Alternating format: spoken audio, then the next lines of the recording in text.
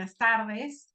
Bienvenidos a un nuevo webinar de BeReaders. Muchas gracias por acompañarnos el día de hoy. Nos emociona contar con la participación de una invitada muy especial, Valentina Uribe Saraí. Ella es internacionalista por el Colegio de México y licenciada en Educación Preescolar. Además, tiene una maestría de Desarrollo y Aprendizajes Escolares por la Universidad Autónoma de Querétaro y otra en Español como lengua extranjera por la Universidad de Barcelona.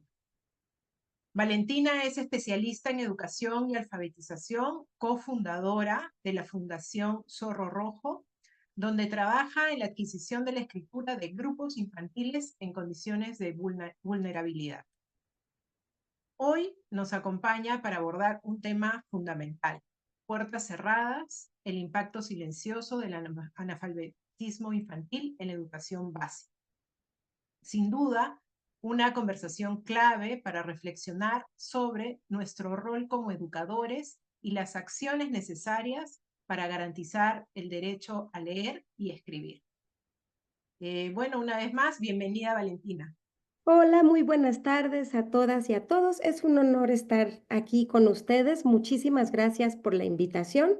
Me honra mucho, me alegra estar con ustedes y pues vamos a dedicar efectivamente los próximos minutos a hablar de una tragedia silenciosa que aunque a mí me toca verla en México, sé que es compartida por otros países de América y es el analfabetismo infantil. Son todas estas, pues, millones de niñas y niños que aunque asisten a la escuela, sabemos que no logran aprender a leer y a escribir en los 2 primeros años y muchas veces transitan por la educación básica sin este conocimiento. Eh, Hoy me gustaría preguntarles y reflexionar cuál es el objetivo de nuestro trabajo. ¿Qué nos convoca hoy aquí? O sea, ¿por qué decidiríamos conectarnos a las 5 de la tarde a un webinar? Y creo que puedo intuir la respuesta. Me parece que las personas que estamos aquí reunidas el día de hoy tenemos un interés importante, una creencia firme en la educación de calidad para todas las niñas y los niños. Y esa educación de calidad sabemos que además se debe de recibir oportunamente de acuerdo a la edad y al grado escolar. Entonces, el día de hoy, pues hablaremos de este tema. Espero sea interesante. Les traigo algunos datos muy frescos de este mismo ciclo escolar en México. Me gustaría empezar por platicarles quién soy yo. Pues trabajo desde hace 8 años en la Fundación Zorro Rojo, que aunque está basada en México, trabajamos en otros países de América Latina y somos profesionales de la educación dedicadas a la alfabetización inicial de las niñas y los niños. Capacitamos docentes, hacemos investigación educativa y buscamos también incidir en política pública para garantizar que aprender a leer y escribir sea la prioridad más importante de nuestras escuelas. Algunas líneas estratégicas de la fundación en la que yo trabajo son la alfabetización inicial, por supuesto, platicarles que en México contamos con algunos laboratorios donde las familias pueden traer a las niñas y a los niños que no han aprendido a leer y escribir y se les da terapia de aprendizaje sin costo. Además, son laboratorios porque hacemos investigación educativa, participamos en protocolos, probamos materiales, dirigimos tesis de nivel posgrado para ir conociendo cada vez más cómo aprenden a leer y a escribir las personas. Además, para prevenir este problema, capacitamos docentes, los y las actualizamos en lo más novedoso que hay sobre la adquisición de la lectura y la escritura y colaboramos además con autoridades educativas, otras organizaciones, organismos internacionales y también organizaciones privadas para garantizar la educación de calidad en todos los niveles educativos. Entonces, ¿cuál es el problema que yo les decía hace un ratito?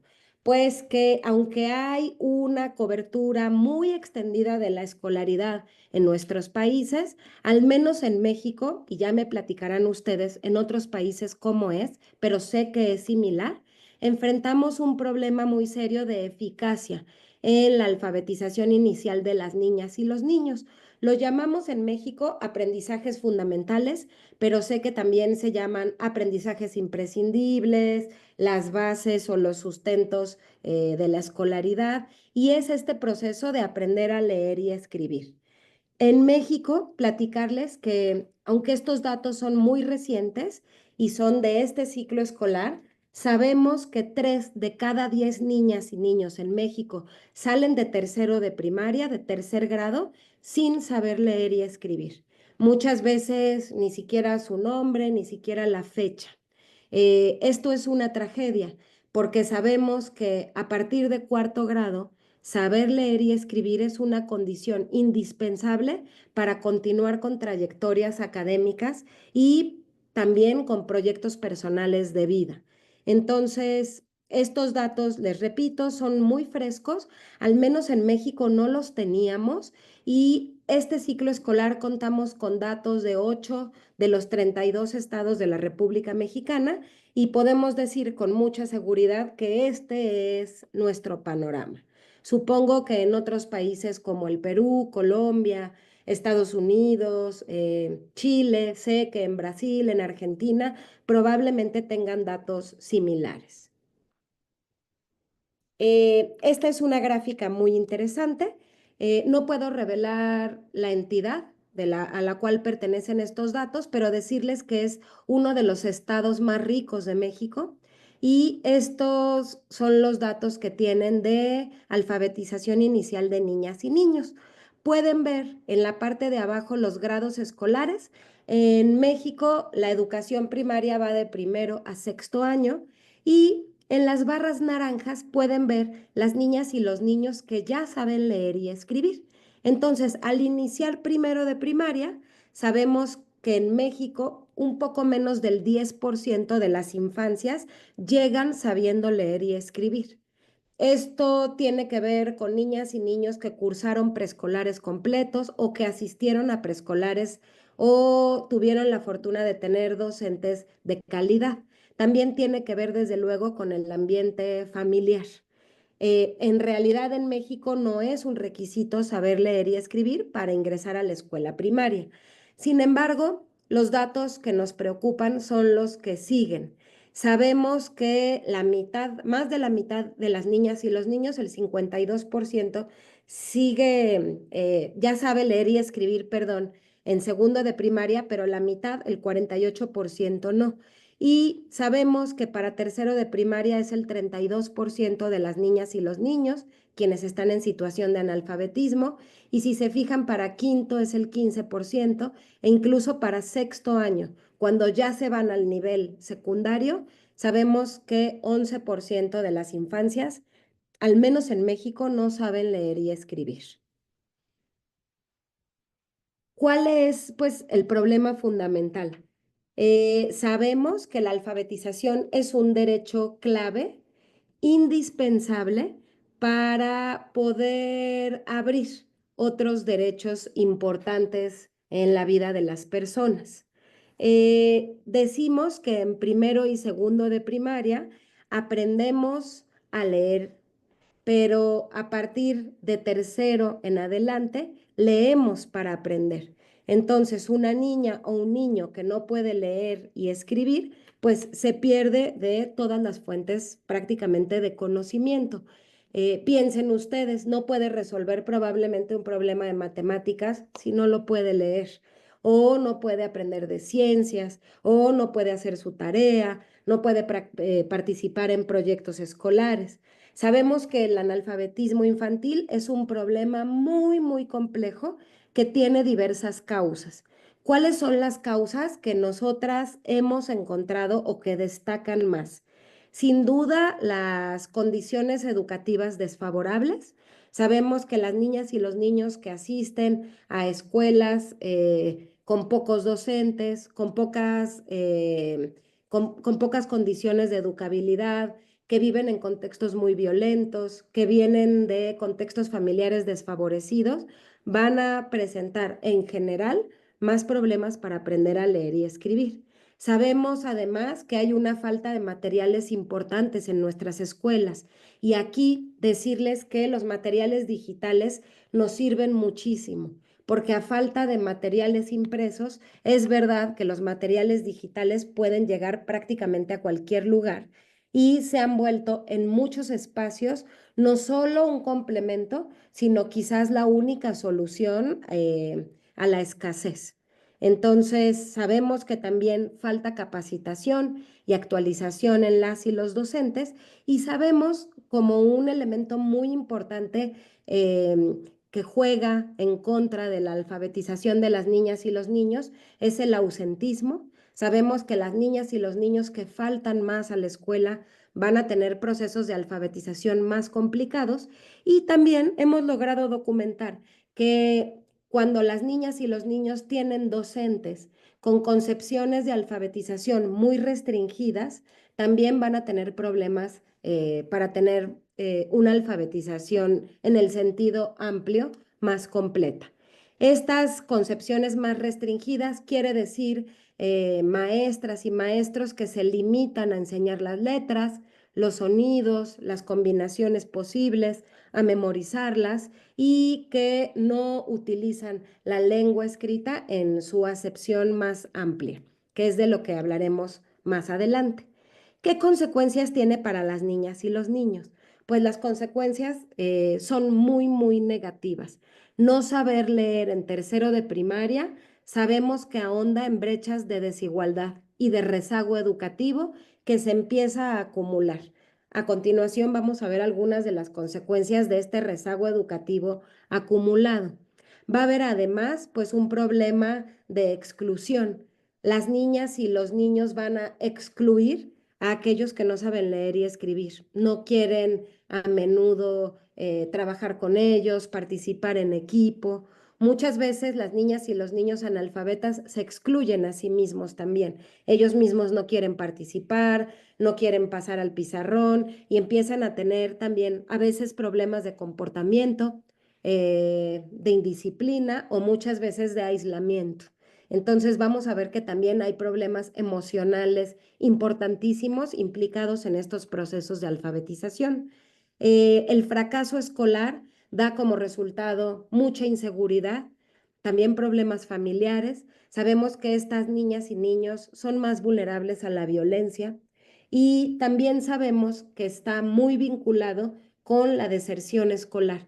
Muchas de las niñas y los niños que no avanzan de la primaria o que se quedan en el primero o segundo del grado secundario es porque tuvieron procesos de alfabetización muy complicados en primero y segundo de primaria.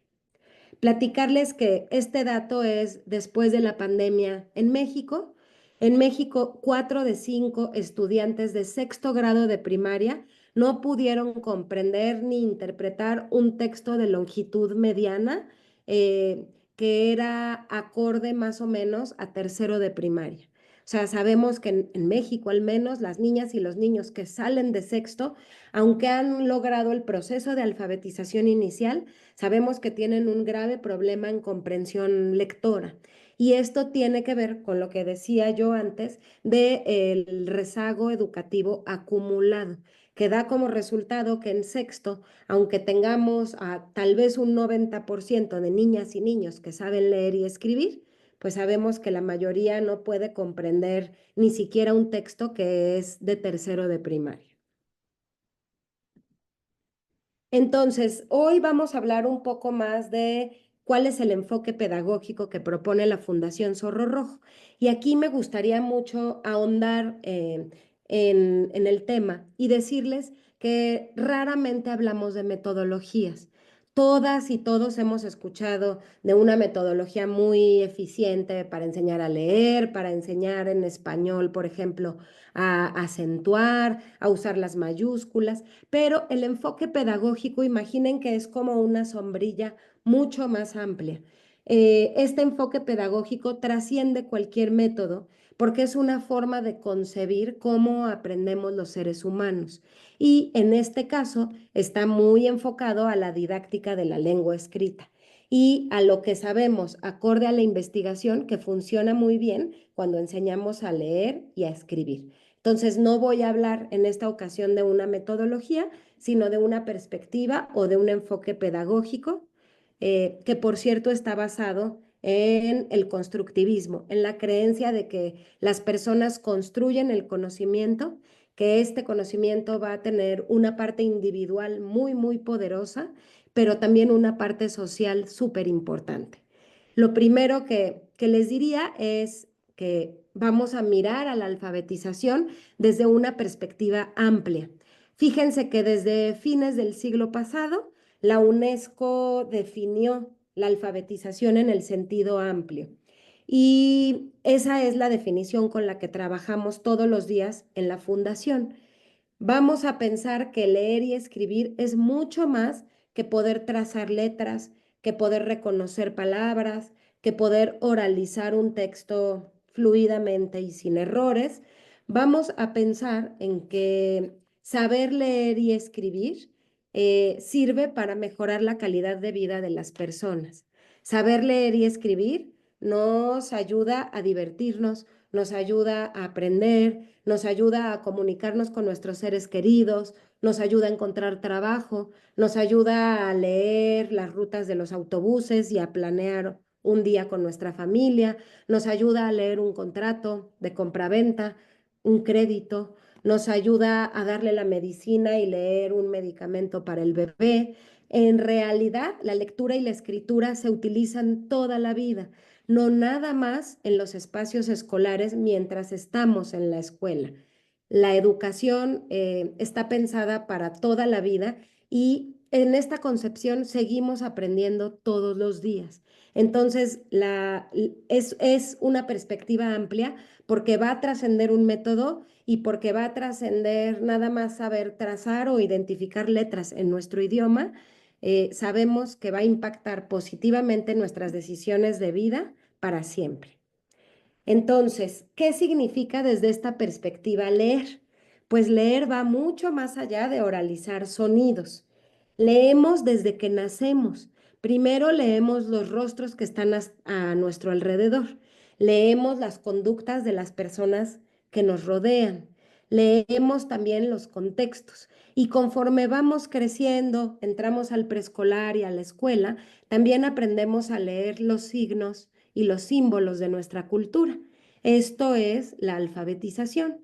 Entonces, desde esta perspectiva, leer va a ser entender el contexto y obtener significado.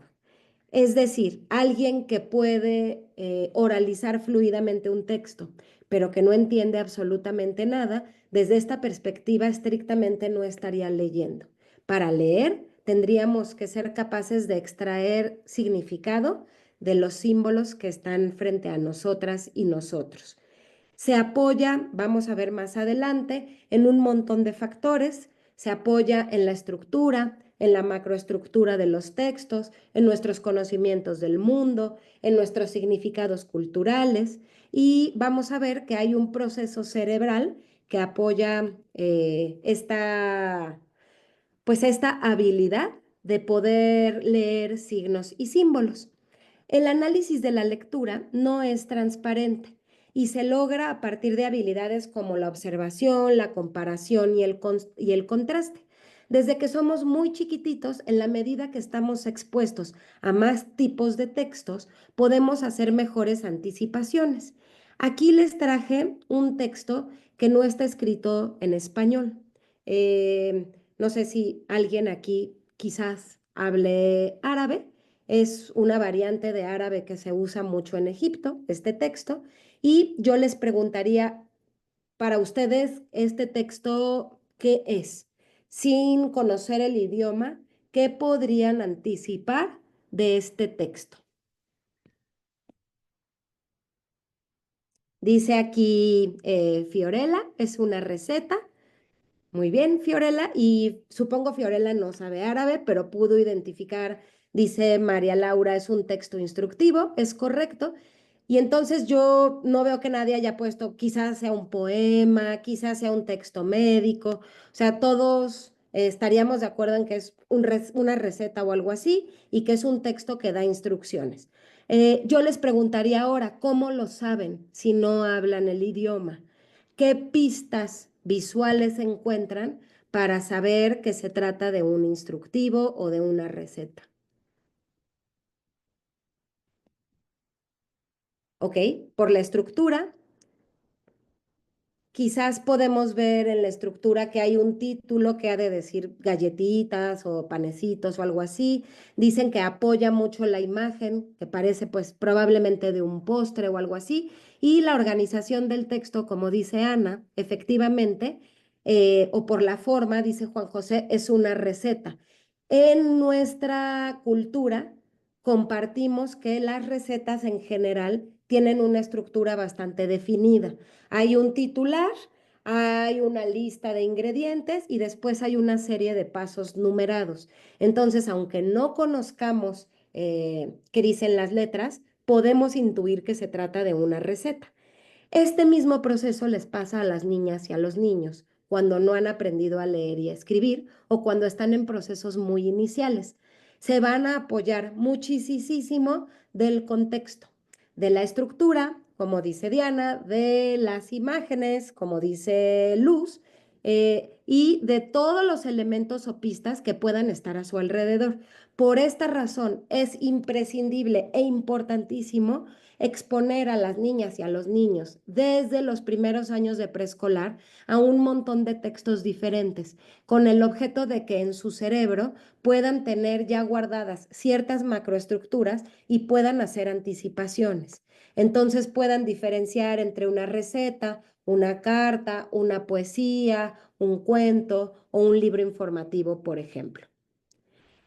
Bajo esta perspectiva, escribir también va a tener una definición un poco distinta. Fíjense que de acuerdo bueno, prácticamente todas las investigaciones, la escritura es ante todo un proceso mental. Eso va a ser importantísimo. Es un proceso mental porque nos permite la escritura organizar nuestras ideas y plantearlas por escrito o gráficamente para que otras personas las puedan entender. Entonces, es un proceso mental que es verdad que va a necesitar algún instrumento.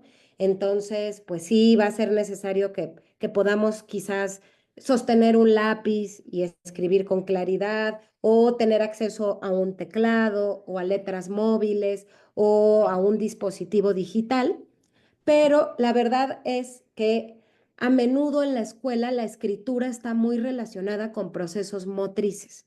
Y entonces decimos, claro, les estoy enseñando a escribir y entonces en esta página van a repetir 200 veces bolitas y palitos o su nombre o una lista de sustantivos porque necesito que aprendan a escribir. Fíjense que la escritura es un proceso mental, entonces trasciende la motricidad.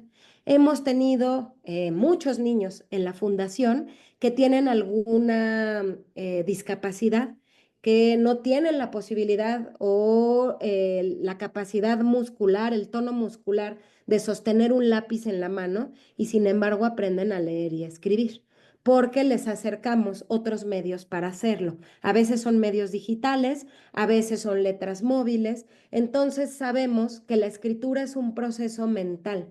Lo que hay que preparar en las niñas y en los niños es ese proceso mental de poder planear qué queremos decir, de poder pensar cuál es la estructura. Y aquí les puse una foto de un instructivo que hicimos ahora en febrero para festejar el Día de San Valentín, del amor y la amistad, haciendo unos muffins o panquecitos, les decimos en México, de plátano.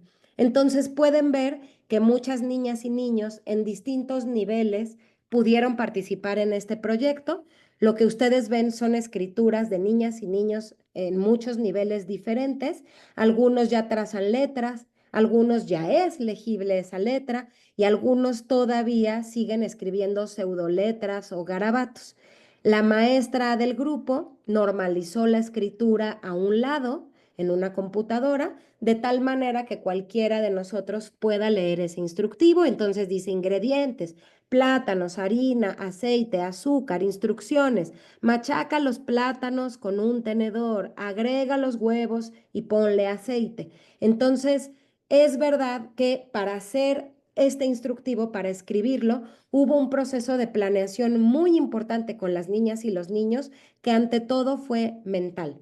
Entonces, si bien las capacidades motrices van a ser importantes, no crean que las desecho. Por supuesto que es importante tener letra legible y poder utilizar el lápiz y manejarlo muy bien. Es verdad que la escritura bajo esta perspectiva es ante todo un proceso mental. ¿Por qué es un proceso mental? Porque nos va a permitir comunicar, expresar, informar, analizar. No sé si algunas o algunos de ustedes han estudiado para un examen muy difícil escribiendo o tomando notas, y vamos siempre a decir que trasciende la motricidad, trasciende poder hacer un trazo de letras o copiar en un papel lo que escribió la maestra en el pizarrón. Sabemos que es ante todo un acto mental que es privativo de los seres humanos. Entonces, bueno, pues seguimos con esto de que la perspectiva trasciende a un método. Hay metodologías súper eficientes, sin embargo, les repito, no hay una sola metodología que cubra todos los aspectos de la lengua escrita, y por eso más bien hablamos de perspectivas pedagógicas. La lectura y la escritura son prácticas sociales increíblemente complejas.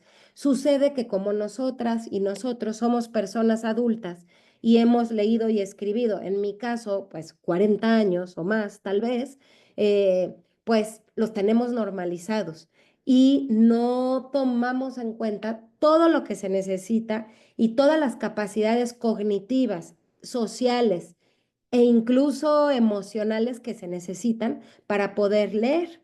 Aquí les traje un menú que recuperamos de una fiesta infantil. En México les llamamos kermés, es como un carnaval. Entonces, era un carnaval donde vendían mini donitas.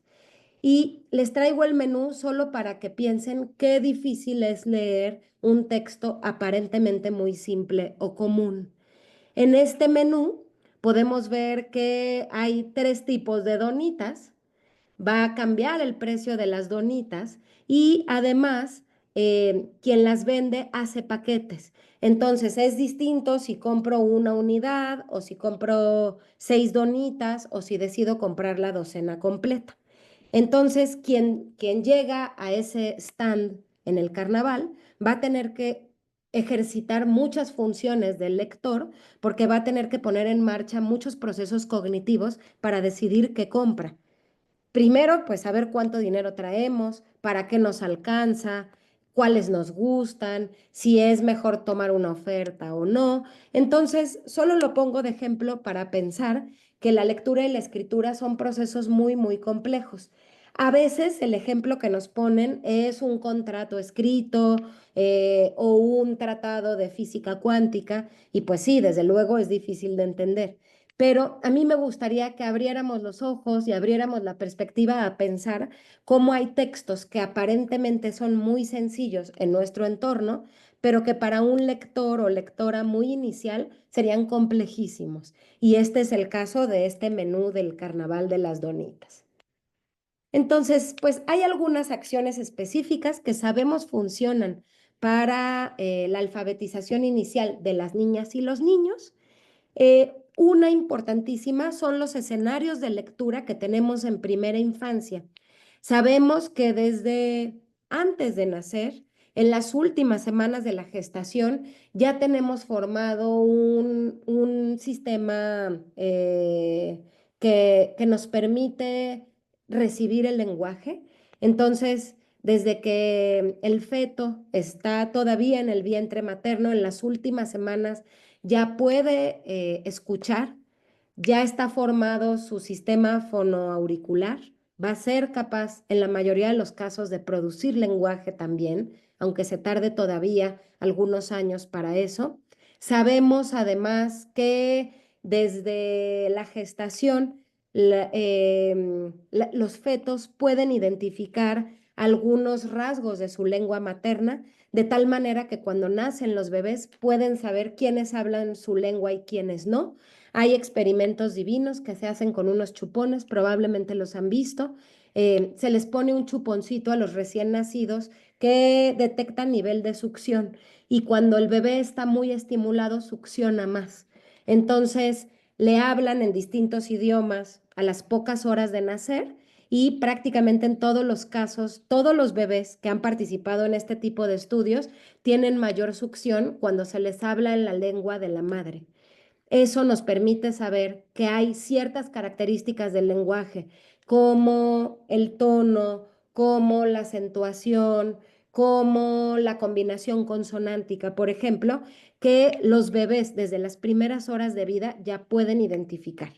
Esto va a hacer que el cerebro en la primera infancia sea una esponja absoluta, los primeros 5 años de vida, para poder aprender todo lo que está a nuestro alrededor. Entonces, los escenarios de lectura van a ser importantísimos. Los escenarios, yo diría, de lectura, de arrullo y de juegos del lenguaje con las y los bebés, aunque estén recién nacidos.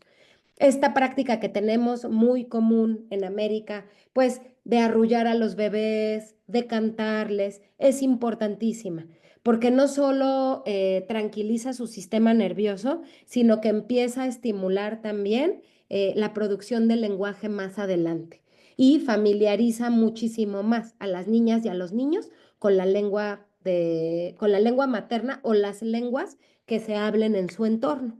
Entonces, incentivamos muchísimo desde la fundación en todos los espacios la lectura para las niñas y los niños desde el nacimiento hasta la llegada al preescolar. Tenemos una campaña que se llama 1000 libros antes de entrar a preescolar y la idea sería que a todas las niñas y los niños, sus cuidadoras y cuidadores primarios, les lean 1000 libros, no tienen que ser libros distintos, pueden ser los mismos libros muchas veces, antes de que cumplan 4 años de edad. Sabemos que esto se puede lograr, si les leen una vez al día, esto se puede lograr y esto se puede lograr con libros digitales. Les repito, sabemos que en muchos de nuestros países hay escasez de libros físicos, siguen siendo caros, siguen produciéndose poco, en México se distribuyen inequitativamente, entonces sabemos que el libro digital puede llegar con mucha facilidad a las y los cuidadores primarios, no solo las familias, sino también pues quienes cuidan en otro tipo de instituciones como las guarderías. Y sabemos que es importantísima esta lectura y los cantos y juegos. En general, tener conversaciones pues desde el nacimiento con las niñas y los niños. En México hay muchos lugares y muchas culturas donde todavía no se les habla a los niños. Se cree que porque los bebés son incapaces de producir lenguaje, entonces tampoco lo entienden. De tal manera que las personas adultas no se dirigen a las niñas y a los niños hasta que tienen más o menos 3 o 4 años. Esto es una tragedia porque nos perdemos muchísimas oportunidades de aprendizaje e impide y obstaculiza que las niñas y los niños desarrollen plenamente sus capacidades lingüísticas. Entonces, esto es muy importante y es algo con lo que hemos trabajado fuertemente en México. Tenemos además un dispositivo de alfabetización inicial que asegura que las niñas y los niños aprenden a leer y escribir en pocas sesiones de trabajo.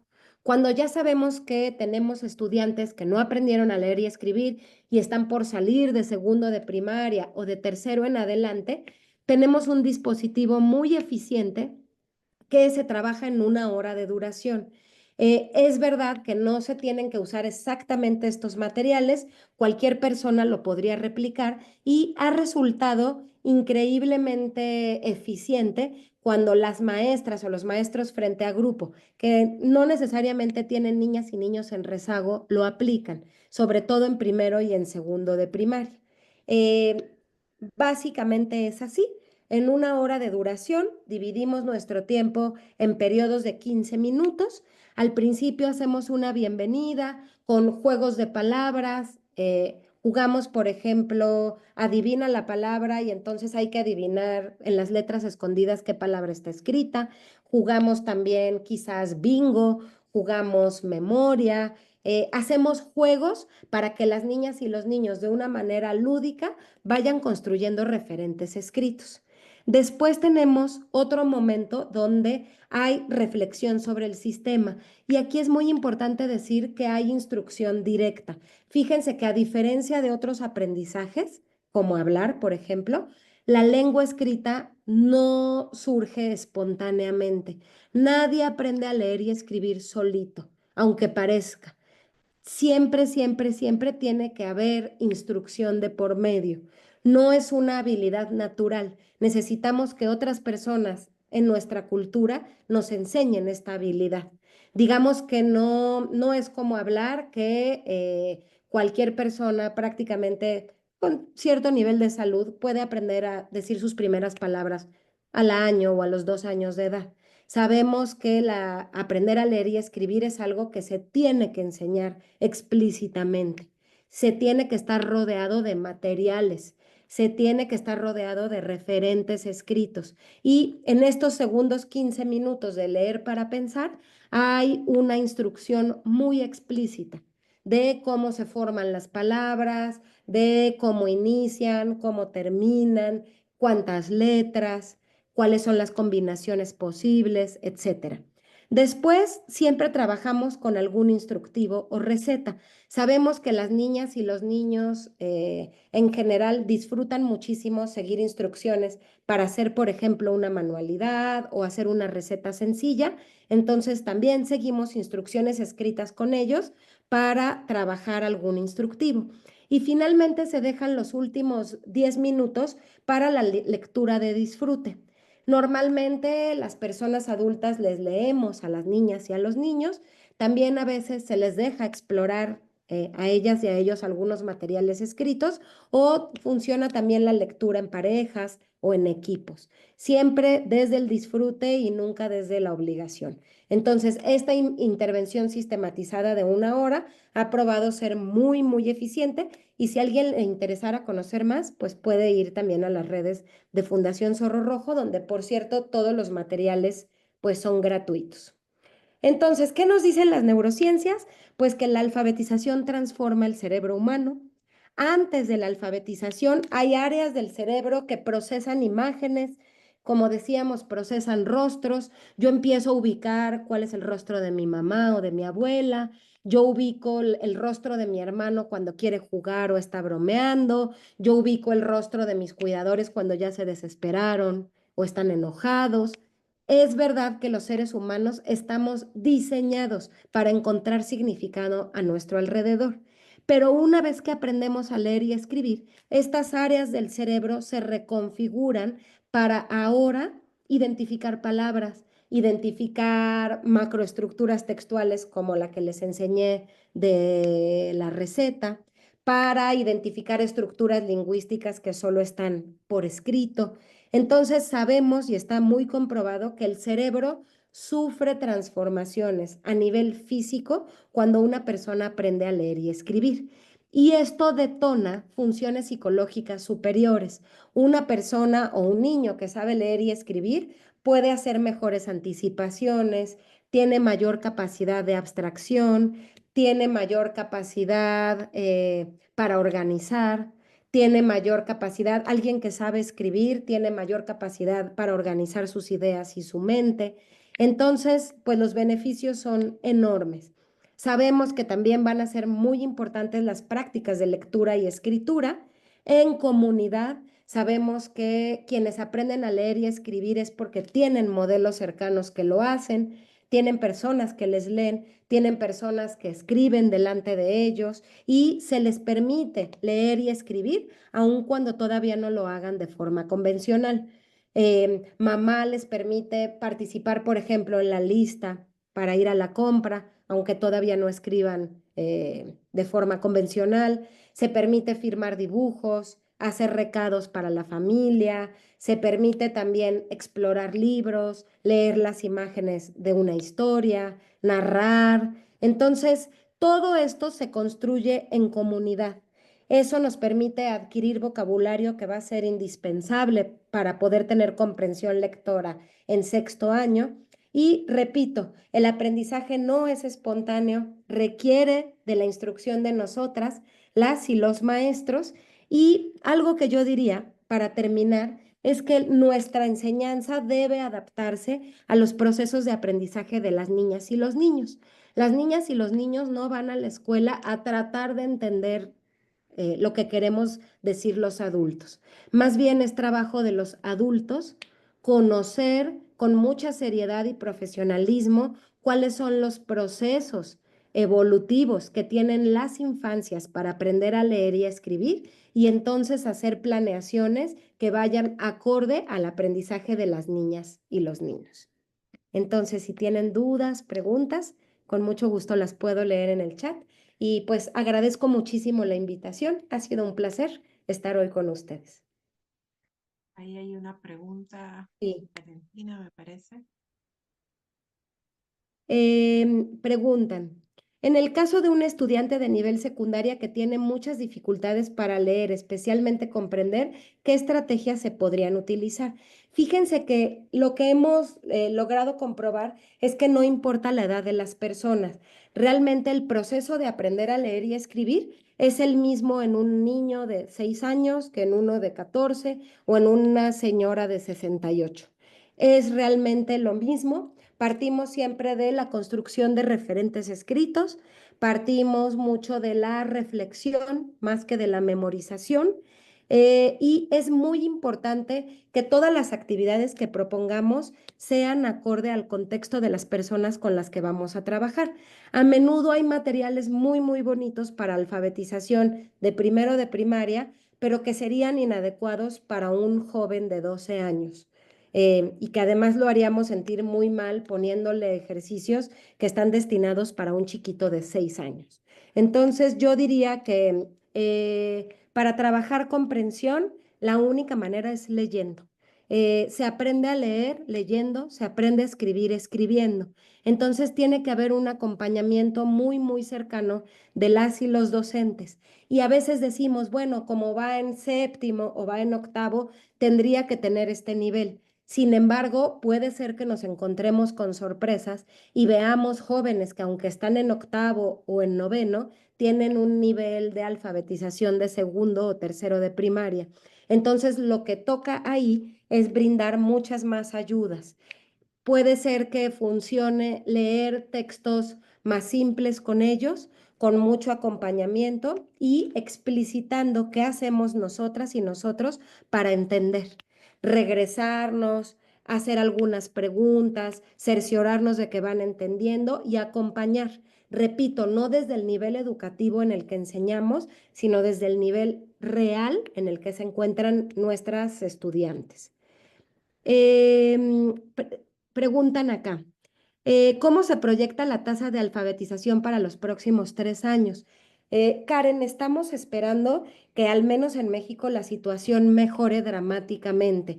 Fíjense que en 8 de los 32 estados y el próximo ciclo escolar serán 10, ya una tercera parte, la autoridad educativa ha declarado pues una emergencia de analfabetismo infantil.